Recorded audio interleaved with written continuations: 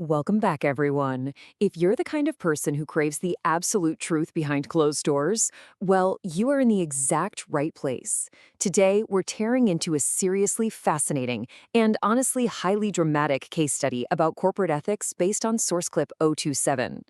You know, in the modern workplace, that line between genuinely solving a problem and orchestrating a massive, sweeping cover-up, yeah, it's razor thin. We're going to break down exactly what happens when power, transparency, and boardroom survival tactics totally collide. Let's get into it. Okay, let's dive right into this. Everything kicks off with a detail so tiny you'd usually completely miss it.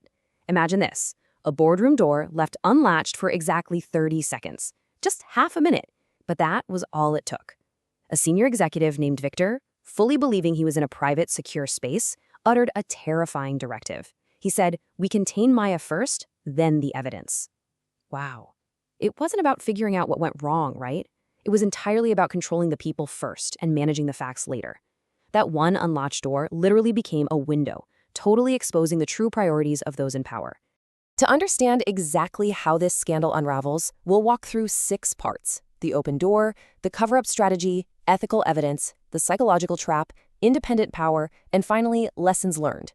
We are systematically breaking down the architecture of a toxic workplace, piece by piece. Part 1, the open door. Picture the scene. You've got this highly professional corporate environment, right? Glass walls, the beep of security badges everywhere, silent elevators. An executive rushes into a meeting, but in his absolute hurry, the door doesn't fully click shut. And standing right outside are Maya and 2 colleagues, Nina and Aishia. They heard everything. There's a brilliant irony here. Organizations spend absolute fortunes on electronic locks and complex firewalls, yet the darkest truths usually escape through simple human carelessness. What they heard wasn't just a physical mistake.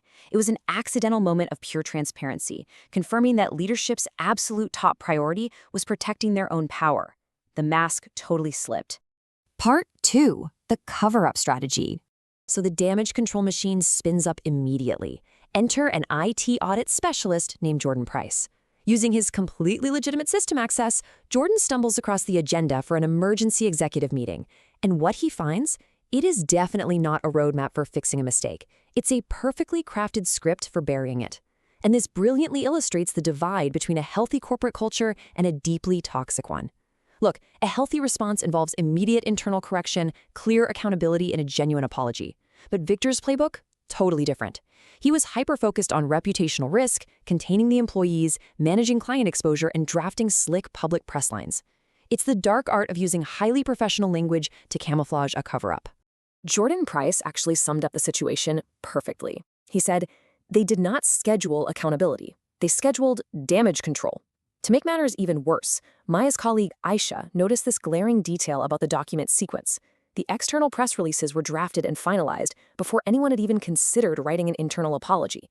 The very structure of their agenda revealed their moral hierarchy. Public image was number 1, containing employees was number 2, and the actual truth, well, that was dead last. Moving on to part 3, ethical evidence. So imagine you're facing a massive power structure that actively wants to silence you. What do you actually do? Well, Maya's response is an absolute masterclass in survival. She doesn't panic, and most importantly, she refuses to fall into the trap of using unethical methods to fight unethical behavior. She deploys this flawless strategy. First, absolutely no secret recordings, even though that would have been the easiest way to prove it. Second, she immediately has Nina and Aisha write down exactly what they heard while their memories are completely fresh. Boom, contemporaneous witness accounts. And third, she gathers digital footprints purely through normal authorized access. She builds her case completely above board. Maya drops this incredible insight here. We do this clean, or they make the method the scandal. Think about why this matters so much. The moment you throw dirt to expose dirt, your own hands get muddy. If Maya had secretly recorded that meeting, leadership would have instantly flipped the narrative. They'd have made her privacy violation the center of the whole scandal, completely burying their own sins in the process. Truth should never become dirty to expose dirt. Properly gathered, legally accessed documentation, that is an employee's absolute strongest shield. Part 4, the psychological trap. When administrative roadblocks fail, seasoned executives like Victor and Clara shift to a much more dangerous weapon: psychological warfare. Because when cornered, powerful people often try to make you doubt your own perception of reality. Now, what's really interesting about this is how subtle gaslighting at the executive level can be. When Maya confronts Victor about his directive to contain her, Victor doesn't yell. No, he drops into the super calm, almost fatherly tone, telling Maya she's simply personalizing board language. He implies she's being dramatic, right? Misinterpreting standard business terminology. It's a classic manipulation tactic, making the victim feel like their emotional stability is the problem, instantly diminishing their credibility.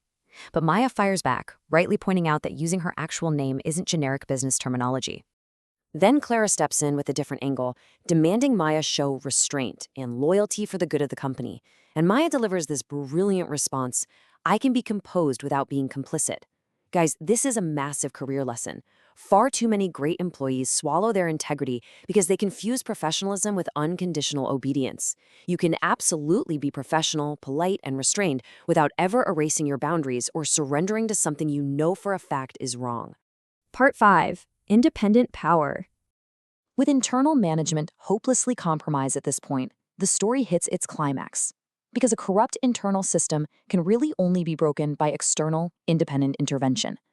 Let's see how this builds when Elise Warren, an independent board member, walks into the room. The atmosphere instantly shifts. Power is ripped right away from Victor's tight-knit internal circle. Elise isn't bound by the daily corporate hierarchy.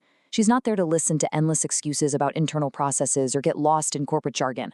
No, she is there to diagnose the rot. Elise's question cuts through the room like a scalpel. She asks, who benefits if this audit slows down? Do not answer with process. Answer with beneficiaries. Oh man, she completely disarms Victor and Clara's attempts to deflect. By demanding true accountability and moving the investigation under an independent review, Elise doesn't just save the audit, she actively protects Maya. Part 6. Lessons learned. So, we've reached the end of this incredibly tense corporate drama, and it's time to distill the ultimate takeaways. What can we actually apply from Maya's resilience, Elise's intervention, and Victor's fatal arrogance? Well, there are 3 absolutely crucial principles to walk away with here. First, truth without documentation is incredibly fragile. It'll almost always get buried by those with more power. Second, that unlatched door didn't expose the executives. Their own twisted priorities did. And third, the golden rule of governance. The very moment leadership begins treating the truth as a threat, independent oversight must start treating that leadership as a severe risk to the company itself. So the crucial point is beautifully captured by Elise here. The company is not fragile because people speak. It is fragile because people hid. I absolutely love that. Silence doesn't create stability, you guys. It just creates a quiet rot from the inside out. A genuinely strong organization is one that can actually face its own failures. Secrets, cover-ups, a lack of transparency, those are the true forces that break a company's foundation. So I want to leave you with a final provocative thought to reflect on regarding your own workplace.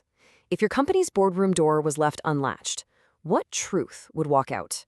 Would it be a culture of transparency or a massive scramble for damage control? If you found this explainer on office dynamics valuable, make sure to subscribe so you don't miss our next analysis. Thanks for focusing in with us, and we'll see you next time.